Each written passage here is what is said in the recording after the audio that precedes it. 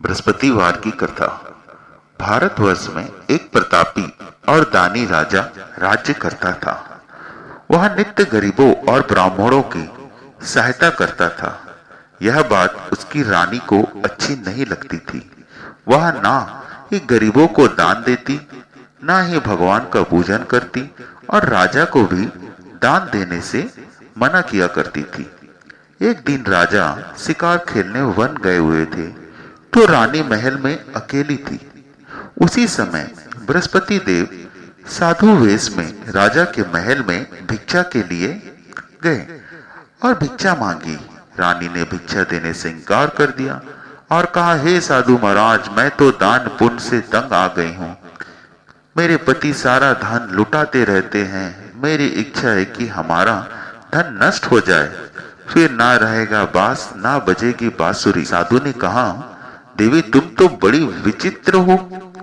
धन संतान तो सभी चाहते हैं, पुत्र और लक्ष्मी तो पापी के घर में भी होना चाहिए। यदि तुम्हारे पास अधिक धन है तो भूखे को भोजन दो, प्यासों के लिए प्याऊ बनवाओ, मुसाफिरों के लिए धर्मशालाएं खुलवाओ। तो निर्धन अपनी कुंवारी कन्याओं का विवाह नहीं करा सकते हैं, उनका विवाह करा दो। ऐसा और कोई काम है जिनके करने से तुम्हारा यश लोक परलोक में फैलेगा। परंतु रानी पर उपदेश का कोई प्रभाव ना पड़ा।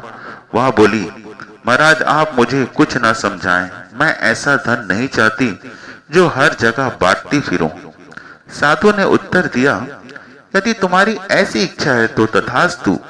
तुम ऐसा करना कि बृहस्पतिवार को घर लिपकर पीली मिट्टी से अपना सिर धोकर स्नान करना, भट्टी चढ़ाकर कपड़े धोना। ऐसा करने से आपका सारा धन नष्ट हो जाएगा। इतना कहकर वह साधु महाराज वहां से अलोप हो गए। साधु के अनुसार कही बात को पूरा करते हुए रानी को केवल 3 बृहस्पतिवार ही बीते थे कि उसका समस्त धन संपत्ति नष्ट हो गई। भोजन के लिए राजा का परिवार तरसने लगा। एक दिन राजा ने रानी से बोला कि तुम यहीं रहो, मैं दूसरे देश में जाता हूँ, क्योंकि यहाँ पर सभी लोग मुझे जानते हैं, इसलिए मैं कोई छोटा कार्य नहीं कर सकता। ऐसा कहकर राजा प्रदेश चला गया। वह जंगल से लकड़ी काट कर लाता और शहर में बेचता। इस तरह वह अपना जीवन व्यतीत करने लगा। इधर राजा के प्रदेश जाते ही रानी और दासी दुखी रहने लगे। एक बार जब रानी और दासी को 7 दिन तक बिना भोजन के रहना पड़ा, तो रानी ने अपने दासी से कहा, हे दासी, पास ही के नगर में मेरी बहन रहती है, वह बड़ी धनवान है, तो उसके पास जा और कुछ ले आ, ताकि थोड़ा बहुत गुजर बसर हो जाए। दासी रानी की बहन के पास गई। उस दिन गुरुवार था और रानी की बहन उस समय बृहस्पतिवार कथा को सुन रही थी। रानी ने दासी की बहन को अपनी रानी का संदेश दिया, लेकिन रानी की बड़ी बहन ने कोई उत्तर नहीं दिया। जब दासी को रानी की बहन से कोई उत्तर नहीं मिला तो वह बहुत दुखी हुई और उसे क्रोध भी आया। दासी ने वापस आकर रानी को सारी बात सुना दी। सुनकर रानी ने अपने भाग्य को कोसा। उधर रानी की बहन ने सोचा कि मेरे बहन की दासी आई थी, परंतु मैं उससे नहीं बोली, इससे वह बहुत दुखी हुई होगी। कथा सुनकर और पूजन समाप्त होने के बाद वह अपनी बहन के घर आई और कहने लगी, हे बहन, मैं बृहस्पतिवार का व्रत कर रही थी। तुम्हारी दासी मेरे घर आई थी, परंतु जब तक कथा होती है तब तक ना उठते हैं ना बोलते हैं, इसलिए मैं नहीं बोली। कहो दासी, क्यों गई थी? रानी बोली, बहन, तुमसे क्या छुपाऊं, हमारे घर में खाने तक को अनाज नहीं था। ऐसा कहते कहते रानी की आंखें भर आई। उसने दासी समेत पिछले 7 दिनों से भूखे रहने की बात अपनी बहन को विस्तार पूर्वक सुना दी। रानी की बहन बोली, देखो बहन, भगवान बृहस्पति देव सबकी मनोकामना को पूर्ण करते हैं। देखो, शायद तुम्हारे घर में अनाज रखा हो। पहले तो रानी को विश्वास नहीं हुआ, पर बहन के आग्रह करने पर उसने अपनी दासी को अंदर भेजा, तो उसे सचमुच अनाज से भरा एक घड़ा मिल गया। यह देखकर दासी को बड़ी हैरानी हुई। दासी रानी से कहने लगी, हे रानी, जब हमको भोजन नहीं मिलता तो हम व्रत ही करते हैं, इसलिए क्यों ना इनसे व्रत और कथा की विधि पूछ ली जाए ताकि हम भी व्रत कर सके। तब रानी ने अपनी बहन से बृहस्पतिवार व्रत के बारे में पूछा। उसकी बहन ने बताया, बृहस्पतिवार के व्रत में चने की दाल और मुनक्के से विष्णु भगवान का केले की जड़ में पूजा करें तथा दीपक जलाएं, कथा सुने और पीला भोजन ही करें। इससे बृहस्पति देव प्रसन्न होते हैं। व्रत और पूजा विधि बताकर रानी की बहन अपने घर को लौट गई। 7 दिन के बाद जब गुरुवार आया तो रानी और दासी ने व्रत रखा। घुड़साल में जाकर चने और गुड़ लेकर आई, फिर उससे केले की जड़ तथा विष्णु भगवान का पूजन किया। अब पीला भोजन कहां से लेकर आए, इस बात को लेकर दोनों बहुत दुखी थी। क्योंकि उन्होंने व्रत रखा था, इसलिए बृहस्पति देव उनसे प्रसन्न थे। इसलिए वे एक साधारण व्यक्ति का रूप धारण कर 2 थाली में सुंदर पीला भोजन दासी को दे गए। भोजन पाकर दासी प्रसन्न हुई और फिर रानी के साथ मिलकर भोजन ग्रहण किया। इसके बाद वे सभी गुरुवार को व्रत और पूजन करने लगी। बृहस्पति भगवान की कृपा से उनके पास फिर से धन संपत्ति आ गई, परंतु रानी फिर से पहले की तरह आलस्य करने लगी। तब दासी बोली, देखो रानी, तुम पहले भी इसी प्रकार आलस्य करती थी। तुम्हें धन रखने में कष्ट होता था, इस कारण सभी धन नष्ट हो गया। और जब भगवान बृहस्पति देव की कृपा से धन मिला है तो तुम्हें फिर से आलस्य होता है। रानी को समझाते हुए दासी कहती है कि बड़ी मुसीबतों के बाद हमने यहाँ धन पाया है, इसलिए हमें दान पुण्य करना चाहिए। भूखे मनुष्यों को भोजन कराना चाहिए और धन को शुभ कार्यों में खर्च करना चाहिए, जिससे तुम्हारे कुल का यश बढ़ेगा, स्वर्ग की प्राप्ति होगी और पितृ प्रसन्न होंगे। दासी की बात मानकर रानी अपना धन शुभ कार्य में खर्च करने लगी, जिससे बुरे नगर में उसका यश फैलने लगा। बृहस्पतिवार व्रत कथा के बाद श्रद्धा के साथ आरती की जाने चाहिए। इसके बाद प्रसाद बांट कर उसे ग्रहण करना चाहिए। एक दिन राजा दुखी होकर जंगल में एक पेड़ के नीचे आसन जमाकर बैठ गया। वह अपनी दशा को याद करके व्याकुल होने लगा। बृहस्पतिवार का दिन था। एकाएक उसने देखा कि निर्जन वन में एक साधु प्रकट हुए। वह साधु वेश में स्वयं बृहस्पति देवता थे। लकड़ारे के सामने जाकर बोले, ए लकड़ारे, इस सुनसान जंगल में तू चिंता मग्न क्यों बैठा है? लकड़ारे ने दोनों हाथ जोड़कर प्रणाम किया, उत्तर दिया, महात्मा जी, आप सब कुछ जानते हैं, मैं क्या कहूँ। यह कहकर रोने लगा और साधु को अपनी आत्मकथा सुनाई। महात्मा जी ने कहा, तुम्हारी स्त्री ने बृहस्पतिवार के दिन बृहस्पति भगवान का निरादर किया, जिसके कारण रुष्ट होकर उन्होंने तुम्हारी यह दशा कर दी। अब तुम चिंता को दूर करके मेरे कहने पर चलो तो तुम्हारे सब कष्ट दूर हो जाएंगे और भगवान पहले से भी अधिक संपत्ति देंगे। तुम बृहस्पतिवार के दिन बृहस्पति के दिन कथा किया करो।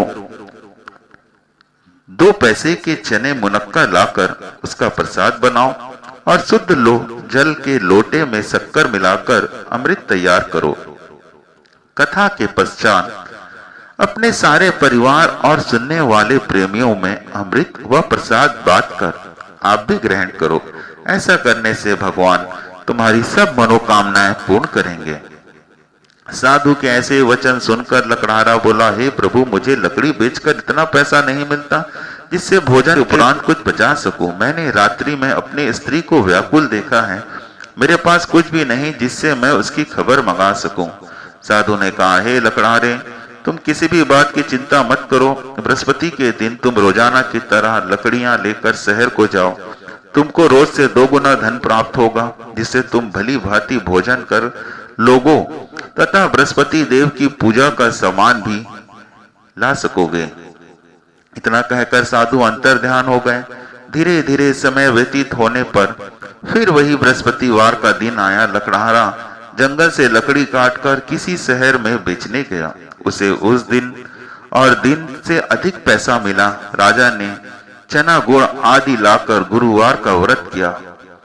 उस दिन से उसके सभी क्लेश दूर हुए। परंतु जब दोबारा गुरुवार का दिन आया तो बृहस्पतिवार का व्रत करना भूल गया। इस कारण बृहस्पति भगवान नाराज हो गए।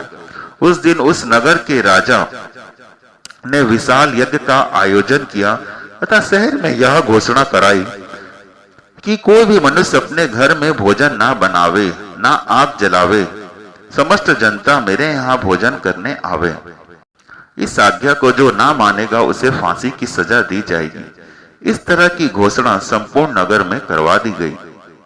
राजा के आज्ञा के अनुसार सभी लोग भोजन करने गए, लेकिन लकड़हारा कुछ देर के बाद पहुंचा, इसलिए राजा ने उसको अपने साथ घर में ले जाकर भोजन करवा रहे थे तो रानी की दृष्टि उस खुटी पर पड़ी जिस पर उसका हार लटका हुआ था। वहां पर वह दिखाई नहीं दिया। रानी ने निश्चय किया कि मेरा हार इस मनुष्य ने चुरा लिया है। उसी समय सिपाहियों को बुलाकर उसको कारागार में डलवा दिया। जब लकड़हारा कारागार में पड़ा गया और बहुत दुखी होकर विचार करने लगा कि ना जाने मैंने कौन से पूर्व जन्म में कर्म किए हैं कि जो मुझे यह दुख प्राप्त हो रहा है, और उसी शादी को वो याद करने लगा जो उसे जंगल में मिला था। उस समय तत्काल बृहस्पति देव साधु के रूप में प्रकट हुए और उसकी दशा को देखकर कहने लगे, अरे मूर्ख, तूने बृहस्पति देव की कथा नहीं करी, इसी कारण तुझे दुख प्राप्त हुआ है। अब चिंता मत कर, बृहस्पतिवार के दिन कारागार के दरवाजे पर 4 पैसे पड़े मिलेंगे, उनसे तू बृहस्पति देव की पूजा करना, तेरे सभी कष्ट दूर हो जाएंगे। बृहस्पतिवार के दिन उसे 4 पैसे मिले। लकड़हारा ने कथा कही। उसी रात को बृहस्पति देव ने उस नगर के राजा को स्वप्न में कहा, हे राजा, तूने जिस आदमी को कारागार में बंद कर दिया है वह निर्दोष है, वह राजा है, उसे छोड़ देना। रानी का हार उसी खुटी पर लटका है, अगर तू ऐसा नहीं करेगा तो मैं तेरे राज्य को नष्ट कर दूंगा। इस तरह रात्रि के स्वप्न को देखकर राजा प्रातः काल उठकर और खुटी पर हाथ देकर लकड़हारे को बुलाकर क्षमा मांगा और लकड़हारे को योग्य सुंदर वस्त्र आभूषण देकर विदा कर दिया। बृहस्पति देव की आज्ञा अनुसार लकड़हारा अपने नगर को चल दिया। राजा जब अपने नगर के निकट पहुंचा तो उसे बड़ा आश्चर्य हुआ। नगर में पहले से अधिक बाग, तालाब, कुएं, बहुत सी धर्मशालाएं, मंदिर आदि बन गई थी। राजा ने पूछा, यहाँ किसका बाग और धर्मशाला है? तब नगर के सब लोग कहने लगे, यह सब रानी और बांदी ई का है। तो राजा को आश्चर्य हुआ और गुस्सा भी आया। जब रानी ने यह खबर सुनी कि राजा आ रहे हैं, तब उन्होंने बांदी से कहा कि हे दासी, देख, राजा हमको कितनी बुरी हालत में छोड़ गए थे। हमारी ऐसी हालत देखकर वह लौट ना जाए, इसलिए तो दरवाजे में खड़ी हो जा। आज्ञा अनुसार दासी दरवाजे पर खड़ी हो गई। राजा आए तो उन्हें अपने साथ लिवा ले आई। तब राजा ने क्रोध करके अपनी रानी से पूछा कि यह धन कैसे प्राप्त हुआ है? तब उन्होंने कहा, हमें यह सब धन बृहस्पति देव की व्रत की कथा से प्राप्त हुआ है। राजा ने निश्चय किया कि बृहस्पतिवार का दिन के पूजन तो सभी करते हैं, परंतु मैं प्रतिदिन दिन में 3 बार कहानी और रोज व्रत कहूंगा।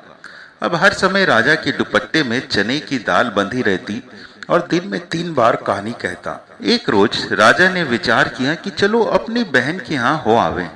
इस तरह निश्चय कर राजा घोड़े पर सवार हो अपनी बहन के यहाँ को चलने लगा। मार्ग में उसने देखा कि कुछ आदमी एक मुर्दे को लिए जा रहे हैं। उन्हें रोककर राजा ने कहा, अरे भाइयों, मेरे बृहस्पति देव की कथा सुन लो। वे बोले, लो, हमारा तो आदमी मर गया है, इसको अपनी कथा की पड़ी है। परंतु कुछ आदमी बोले, अच्छा कहो, हम तुम्हारी कथा भी सुनेंगे। राजा ने दाल निकाली और जब कथा आदि हुई तो मुर्दा हिलने लगा, और जब कथा समाप्त हो गई तो राम राम कहे कि मनुष्य उठकर खड़ा हो गया। उसे मार्ग में एक किसान दिखा जो खेत में हल चला रहा था। राजा ने उसे देखा और उससे बोला, अरे भैया, तुम मेरे बृहस्पतिवार की कथा सुन लो। किसान बोला, जब तक मैं तेरी कथा सुनूंगा तब तक 4 हरैया जोत लूंगा। जा अपनी कथा किसी और को सुनाना। इस तरह राजा आगे चलने लगा। राजा के हटते ही बैल पछाड़ खाकर गिर गए और किसान के पेट में बड़ी जोर का दर्द होने लगा। इस समय उसकी माँ रोटी लेकर आई। उसने जब यह देखा तो अपने पुत्र से सब हाल पूछा और बेटे ने सभी हाल कह दिया। तो बुढ़िया दौड़ी दौड़ी उस घुड़सवार के पास गई और उससे बोली कि मैं तेरी कथा सुनूंगी, तू अपनी कथा मेरे खेत पर चलकर ही कहना। राजा ने बुढ़िया के खेत पर जाकर कथा कही, जिसे सुनते ही बैल खड़े हुए तथा किसान के पेट का दर्द भी बंद हो गया। राजा अपनी बहन के घर पहुंचा, अपने भाई की खूब मेहमानी की। दूसरे रोज प्रातः काल राजा जागा तो वह देखने लगा कि सब लोग भोजन कर रहे हैं। राजा ने अपनी बहन से कहा, ऐसा कोई मनुष्य है जिसने भोजन नहीं किया हो? मेरे बृहस्पतिवार की कथा सुन ले। बहन बोली, हे भैया, यह देश ऐसा ही है। पहले यहाँ लोग भोजन करते हैं, बाद में अन्य काम करते हैं। अगर कोई पड़ोस में हो तो देखाओ। वह ऐसा कहकर देखने चली गई, परंतु उसे कोई भी व्यक्ति नहीं मिला जिसने भोजन ना किया हो। अतः वह कुमार के घर गई जिसका लड़का बीमार था। उसे मालूम हुआ कि उनके यहाँ 3 रोज से किसी ने भोजन नहीं किया है। रानी ने अपने भाई की कथा सुनने के लिए कुम्हार से कहा, वह तैयार हो गया। राजा ने जाकर बृहस्पतिवार की कथा कही, जिसको सुनकर उसका लड़का ठीक हो गया। तब तो राजा की प्रशंसा होने लगी। एक रोज राजा ने अपनी बहन से कहा, हे बहन, हम अपने घर को जाएंगे, तुम भी तैयार हो जाओ। राजा की बहन ने अपनी सास से कहा। सास ने कहा, हाँ चली जा, परंतु अपने लड़के को मत ले जाना, क्योंकि तेरे भाई की कोई औलाद नहीं है। बहन ने अपने भैया से कहा, हे भैया, मैं तो चलूंगी, पर कोई बालक नहीं चलेगा। राजा बोला, जब कोई बालक नहीं चलेगा तब तुम ही क्या करोगी? बड़े दुखी मन से राजा अपने नगर को लौट आया। राजा ने अपनी रानी से कहा, हे हम निर्वंशी हैं, हमारा मुख देखने का धर्म नहीं है और कुछ भोजन आदि नहीं किया। रानी बोली, हे प्रभु, बृहस्पति देव ने हमें सब कुछ दिया है, वह हमें औलाद अवश्य देंगे। उसी रात को बृहस्पति देव ने राजा के स्वप्न में कहा, हे राजा, उठ, सभी सोच त्याग दे, तेरी रानी गर्भ से है। राजा की यह बात सुनकर खुशी का कोई ठिकाना नहीं रहा। 9वें महीने में रानी के गर्भ से एक सुंदर पुत्र पैदा हुआ। तब राजा बोला, हे रानी, स्त्री बिना भोजन के रह सकते हैं, पर बिना कहे नहीं रह सकती। जब राजा की बहन ने यह शुभ समाचार सुना तो वह बहुत खुश हुई और बधाई लेकर अपने भाई के यहाँ आई। तभी रानी ने कहा, घोड़ा चढ़कर तो नहीं आई, गधा चढ़ी आई। राजा की बहन बोली, भाभी, मैं इस प्रकार ना कहती तो तुम्हें औलाद कैसे मिलती?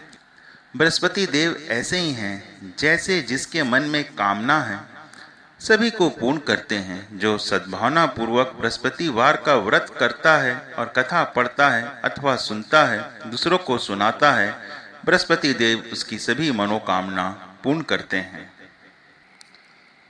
भगवान बृहस्पति देव उसकी सदैव रक्षा करते हैं। संसार में जो मनुष्य सद्भावना से भगवान जी का पूजन व्रत सच्चे हृदय से करते हैं तो उनकी सभी मनोकामना पूर्ण होती हैं। जैसे सच्ची भावना से रानी और राजा ने उनकी कथा का गुणगान किया तो उनकी सभी इच्छाएं बृहस्पति देव जी ने पूर्ण की। इसलिए पूर्ण कथा सुनने के बाद प्रसाद लेकर जाना चाहिए। हृदय में उसका मनन करते हुए जयकार बोलना चाहिए, बोलो बृहस्पति देव की जय, भगवान विष्णु की जय। देव की कथा। प्राचीन काल में एक ब्राह्मण रहता था। वह बहुत निर्धन था, उसकी कोई संतान नहीं थी। उसकी स्त्री बहुत मलिनता के साथ रहती थी। वह स्नान नहीं करती, किसी देवता का पूजन नहीं करती। इससे ब्राह्मण देवता बड़े दुखी थे। बेचारे बहुत कुछ कहते किंतु उसका कुछ परिणाम ना निकलता। भगवान की कृपा से ब्राह्मण के यहाँ एक कन्या रूपी रत्न पैदा हुआ। कन्या बड़ी होकर प्रातः स्नान करके भगवान विष्णु का पूजन और जाप करती और बृहस्पतिवार का व्रत करने लगी। अपने पूजा पाठ को समाप्त करके विद्यालय को जाती, अपने मुट्ठी में जौ भर के ले जाती और पाठशाला के मार्ग में डालती चली जाती। तब ये जौ स्वर्ण के हो जाते और लौटते समय उनको बीनकर घर ले आती। एक दिन वह बालिका सूप में उस सोने के जौ को फटक कर साफ कर रही थी कि उसके पिता ने देख लिया और उसने कहा, बेटी, ये सोने के जौ के लिए सोने का सूप होना चाहिए। दूसरे दिन बृहस्पतिवार था। इस कन्या ने व्रत रखा और बृहस्पति देव से प्रार्थना करके कहा, मैंने आपकी पूजा सच्चे मन से की है तो मेरे लिए सोने का सूप दे दो। बृहस्पति देव ने उसकी प्रार्थना स्वीकार कर ली। रोजाना की तरह वह कन्या जौ को फैलाती हुई जाने लगी। जब लौटकर जौ बीन रही थी तो बृहस्पति देव की कृपा से सोने का सूप मिला। उसे वह घर ले आई और उसमें जौ साफ करने लगी, परंतु उसकी माँ का वही ढंग था। एक दिन की बात है कि वह कन्या सोने के सूप में जौ साफ कर रही थी। उसी समय शहर के राजा का पुत्र वहां से होकर निकला। इस कन्या के रूप और कार्य को देखकर मोहित हो गया और अपने घर आकर भोजन और जल त्याग दिया और उदास होकर लेट गया। राजा को इस बात का पता चला तो अपने प्रधानमंत्री के साथ उसके पास गया और बोला, बेटा तुम्हें किस बात का कष्ट है? किसी ने तुम्हारा अपमान किया है अथवा और कोई कारण है? जो भी कारण है वह तुम्हें मुझे बताओ, तुम्हारी प्रसन्नता के लिए मैं कुछ भी करूंगा। अपने पिता की राजकुमार ने बातें सुनी और वह बोला, मुझे आपकी कृपा से किसी बात का दुख नहीं है। किसी ने मेरा अपमान नहीं किया, परंतु मैं उस लड़की से विवाह करना चाहता हूँ जो सोने के सूप में सोने के जौ साफ कर रही थी। यह सुनकर राजा आश्चर्य में पड़ गया और बोला, हे बेटा, इस तरह की कन्या का पता तुम ही लगाओ, मैं उसके साथ तुम्हारा विवाह अवश्य करवा दूंगा। राजकुमार ने उस लड़की के घर का पता बतलाया। तब मंत्री उस लड़की के घर गए और ब्राह्मण देवता को सभी हाल बतलाया। ब्राह्मण देवता राजकुमार के पास अपनी कन्या के साथ विवाह के लिए तैयार हो गए। विधान के अनुसार ब्राह्मण की कन्या का विवाह राजकुमार के साथ हो गया। कन्या के घर से जाते ही पहले की भांति उस ब्राह्मण देवता के घर में गरीबी का निवास हो गया। अब भोजन के लिए भी अन्न बड़ी मुश्किल से मिलता था। एक दिन दुखी होकर ब्राह्मण देवता अपनी पुत्री के पास गए। बेटी ने पिता को दुखी अवस्था में देखा, अपनी माँ का हाल पूछा। तब ब्राह्मण ने सभी हाल कहा। कन्या ने बहुत सारा धन देकर अपने पिता को विदा कर दिया। इस तरह ब्राह्मण का कुछ समय सुखपूर्वक व्यतीत हुआ। कुछ दिन बाद फिर वही हाल हो गया। ब्राह्मण फिर अपने कन्या के यहाँ गया, सारा हाल कहा तो लड़की बोली, हे पिताजी, आप माता जी को यहाँ लिवा लाओ, मैं उसे विधि बता दूंगी जिससे गरीबी दूर हो जाएगी। वह ब्राह्मण देवता अपनी स्त्री को साथ लेकर वहां पहुंचा तो अपनी माँ को समझाने लगी, वो बेटी कि माँ, तुम प्रातः काल उठकर प्रथम स्नान आदि करके भगवान विष्णु का पूजन किया करो तो सब दरिद्रता दूर हो जाएगी। परंतु उसकी माँ ने उसकी एक भी बात नहीं मानी और प्रातः काल उठकर अपनी पुत्री के बच्चों का जूठन को खा लिया। इससे उसकी पुत्री को बहुत गुस्सा आया और एक रात को कोठरी के सभी सामान निकलवा कर उसने अपनी माँ को उसमें बंद कर दिया। प्रातः काल उसे निकाला तथा स्नान आदि करा के पाठ करवाया तो उसकी माँ की बुद्धि ठीक हो गई और फिर प्रत्येक बृहस्पतिवार को व्रत रखने लगी। इस व्रत के प्रभाव से उसके माँ बाप बहुत ही धन्यवान और पुत्रवान हो गए और बृहस्पति जी के प्रभाव से इस लोक को भोग कर स्वर्ग को प्राप्त हुए। सब बोलो भगवान विष्णु की जय, बोलो बृहस्पति देव की जय।